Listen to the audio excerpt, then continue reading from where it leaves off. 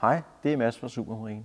I dag skal vi kigge på noget af det teakarbejde, vi udfører. Her har vi lagt teaken op med 5 mm afstandsbrikker. Det bliver fuget, slevet, og så kommer vi ud og monterer det på båden.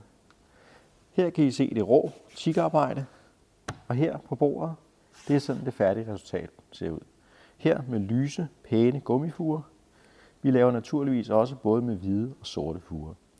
Trænger dit teakdæk også til en kærlig hånd? Så gå ind på supermarine.dk og udfyld vores kontaktformular.